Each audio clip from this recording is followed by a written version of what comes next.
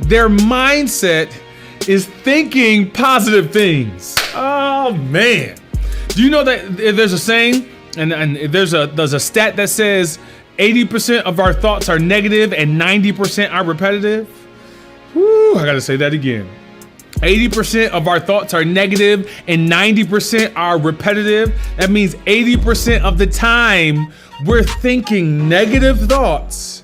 And 90% of the time, we're repeating the same thought. So we're repeating the same negative thought over and over again. Let's go. Let's grow. My name is Carlos V. Spencer. What's going on, everybody? Glad to see you here. Those who are listening in as well, thank you for joining us. Thank you for liking, for subscribing, for sending your comments out our way, and thank you for sharing this information out. Watch this stuff over and over again. Past episodes that you've seen before or heard before, go back to them again. Listen to them over and over again. Bruce Lee said, "Fear not the man who's mastered 10,000 kicks, but fear the man who's mastered one kick 10,000 times." That means somebody who's practiced something over and over again, they usually get better at it. When I'm listening to stuff, which I currently am right now, I believe Joe Dispenza has a video. It's like a 20-minute video. I literally listen to that video 3 to 4 times a day. And I've been doing this probably almost 4 weeks. So I've listened to it so many times, but yet and still, I'm listening and hearing something I never heard before. I listened to it the 40th or 50th time, and I grabbed something that I never heard before. That's why you go back and listen to things over and over again, because you're grabbing something that you may have never heard before or never experienced before, or dare I say, you're a different person, so you're experiencing the information even different before. We're dealing with mindset today. This powerful clip, which I'm gonna go ahead and show here, it talks about the power of mindset. It talks about, I believe they were talking about tennis. They were talking about tennis, the sport, tennis. And the gentleman said, what's the difference between the top 5 athletes and the top 25 athletes? And it's very interesting to see what that difference is. But I'm gonna go ahead and take a second here. And let's play this. Let's listen in Florida at a tennis academy. And what they looked at was, what is the difference between those tennis players that are top 5 in the world versus those that are top 25? Was it their diet? No. Was it their exercise? No. Was it when they started playing the game? No. Was it their coaching? No. What they actually found was this. The difference between the top 5 ranked people in the world and the others in the top 25 was their thinking. In the 10 to 15 seconds after a point had been scored in tennis, those athletes that thought positive things such as, I love this game, there's nowhere else I'd rather be, I may have not got that shot, but I'm going to get the next one. Watch this.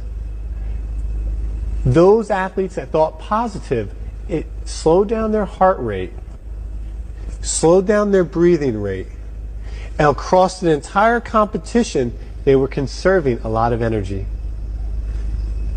They were feeling better about them. Like the difference between the top 5 and top 20. So he's saying there's 25 athletes who are the top 25 athletes.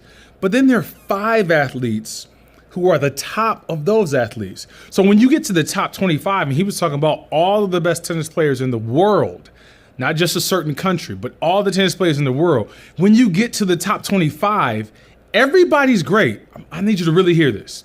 Everybody's great. Like everybody's phenomenal at what they do. But when you get to the top 25, like what separates the top 5 from the top 25? Like it's, at that point, it's not talent. At that point, it's not God-given ability. At that point, and I'm a ruffle some feathers by saying this, at that point, it's not even really the difference in work ethic, because you're talking about the top 25. So the top 25 probably have similar work ethic. Now they may have different workouts, they may have different approaches to it, but they have probably a similar work ethic.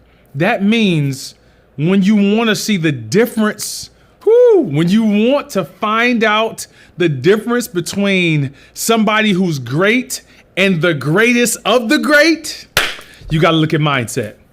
So when you look at this or when you hear this, you got to ask yourself the same question. If I want to be the greats or the great of the great, the greatest of the greats, or if I just want to be greater, you can just take something and learn something from the top athletes.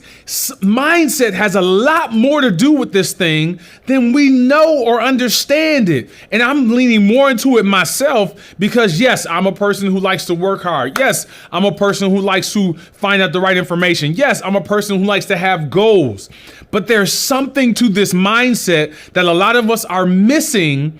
And a lot of us can learn from somebody who's in the top 25 and pushes themselves to the top 5. They're doing this by their mindset. And even specifically in this particular video of what we just listened in on, this one specifically, their mindset is thinking positive things. Oh, man. Do you know that there's a saying and there's a stat that says 80% of our thoughts are negative and 90% are repetitive? Whew, I gotta say that again. 80% of our thoughts are negative and 90% are repetitive. That means 80% of the time we're thinking negative thoughts. And 90% of the time, we're repeating the same thought. So we're repeating the same negative thought over and over again. And all this time, you thought that you're in the place that you're in because of something that you have done or have not done, a skill that you have or a skill that you lack, an opportunity that you don't have. And I'm here to tell you that some of those things do play a part, but I'm also here to tell you that the mindset is a space that we need to focus more on when we want to change things in our lives. I'm gonna watch this thing again myself because I want to see some changes in some areas of my life.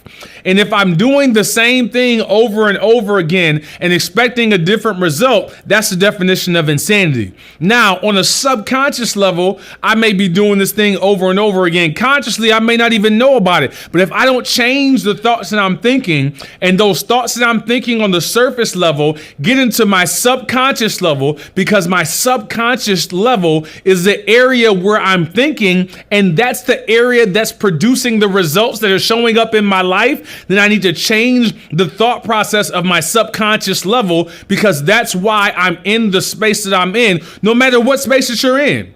No matter if you're on a level that's beneath the level you're supposed to be on, that you feel you're the level that maybe you feel like I'm supposed to be on, or maybe you're operating at a high level, whatever level you're on, if you're trying to go to another level, the best way to try to get to that other level is to focus on the thoughts that you're thinking and to focus on your mind.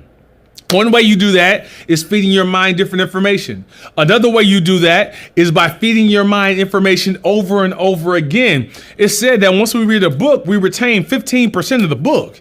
So you telling me if I read a book one time, I'm only keeping 15% of it? So that means not only do I need to learn and gain new information, that also means that I need to find out, that I need to go back and read that information again. Mindset has something to do with this thing. I've been fascinated by looking at track and field, USA track and field, actually the world track and field. I've been looking at the Olympics, and I've been looking at old videos that are showing old races, and I was looking at these top athletes, and I believe there's a special out right now called Sprinter. It's talking about the top athletes in the world. And once you see these top athletes in the world, I started paying attention that you would hear the coaches and the athletes themselves say at this point, when you reach this level, more of what you do is focusing on the mind that you have, the mindset, and the mind games that other people might be trying to play. I heard one coach even say, at this point, I'm not even trying to teach them to run faster. They're already fast. At this point, I'm trying to teach them things that they can do within their mind so that their ability will operate the way that it's supposed to operate, because their mind is thinking the thoughts that it should be thinking. I saw people who were the best and who were the top athletes who lost races. And I heard those athletes for myself say to themselves, I wasn't thinking right, or my mind was off. My mind just wasn't into it. I'm like, wait a minute, you was running a race. You were running a race. I'm like, wouldn't this have to do with your speed? Wouldn't this have to do with your start? Wouldn't this have to do with your stride? Now, all those things do play a part, but I am learning something and I want to give this over to you. I'm learning, and I learned by watching and by listening and by paying attention that your mind has way more to do with your results than most people think that it does. And when you study excellence and when you study greatness, they say success leaves clues. Success leaves breadcrumbs. When you study greatness, when you study success, it should teach you something. Even if you're not trying to do that specific thing that this successful person is doing, I've always said to myself, if you look at different people who are successful and you see the same thing show up, then you need to take something from that same thing. The video that we showed here talked about the top 5 athletes or the top 25. It talked about their mindset. I'm watching track and field, a whole different sport, and they're talking about at this level, it matters. The mindset is more than, I think one person said 90% of this is your mindset. I said, whoa. You have to start to find out how to increase your thoughts, the thoughts that you think, the way that you think positively, and you have to use your mind to gain success. Don't stop doing other things. Don't stop working hard. Don't stop surrounding yourself with the right people. Don't stop doing the right things. Don't stop doing any of those things. So don't miss what I'm saying. You're supposed to just drop. You ain't got to do nothing. No, you got to do those things as well. But pay attention to your mind. Pay attention to the thoughts that you think, and pay attention to other people who are successful, and see how they use their mind as well. My name is Carlos B. Spencer. I'm so glad you stopped in with me today. Your mindset definitely matters. Let's go. Let's grow. Let's get it. Let's go.